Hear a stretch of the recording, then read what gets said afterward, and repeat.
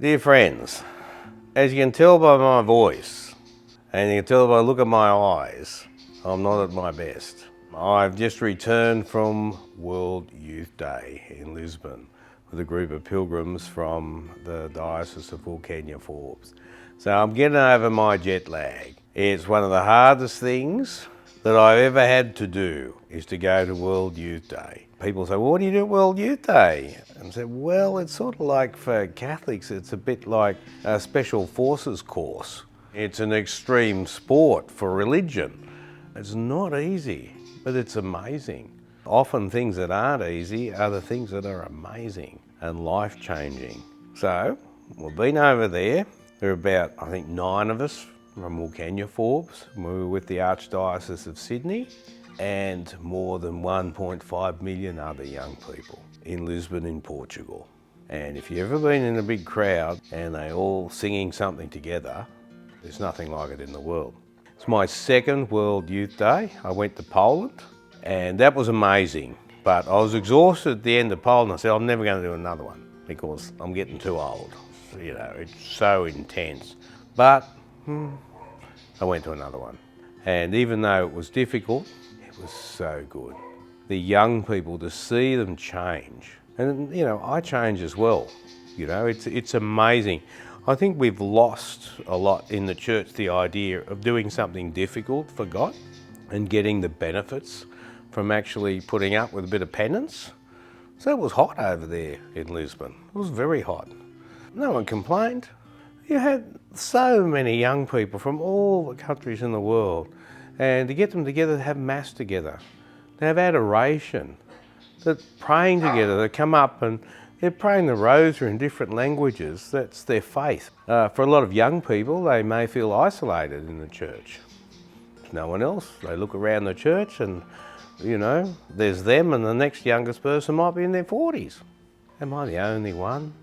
The society and their friends say, well, you're crazy. You still go to church, you believe in God, no one else does that.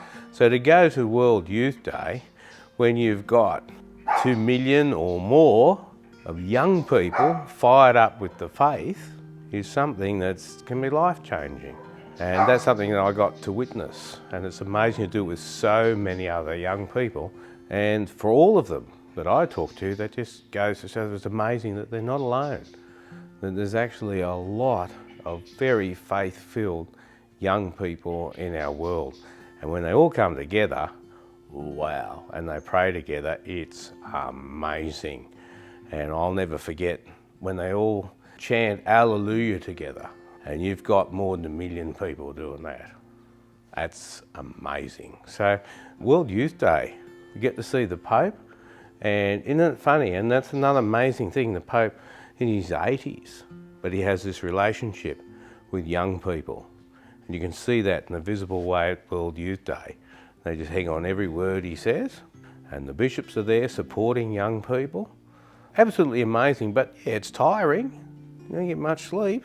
You do a lot of walking, but wow, the benefits are just out of this world, so they say. So if you ever get an opportunity to go to World Youth Day, next one's in Seoul, a few years' time, start saving up now. It's an investment in your spiritual future. What can I say? I hope to see you there.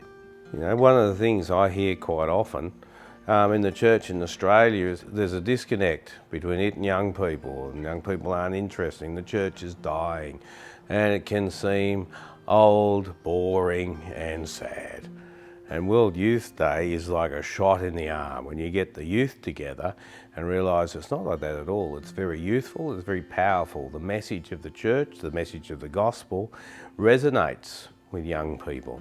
And when they get together, full of enthusiasm, full of prayer, full of hope, and it supports the young people when they go back to their countries to actually be apostles in their parishes. Might be 1 or 2 of you, might be 10 or 15, but you have a mission. Jesus has given you a mission to go back and live the gospel in your parishes, and that's one of the beautiful fruits of World Youth Day.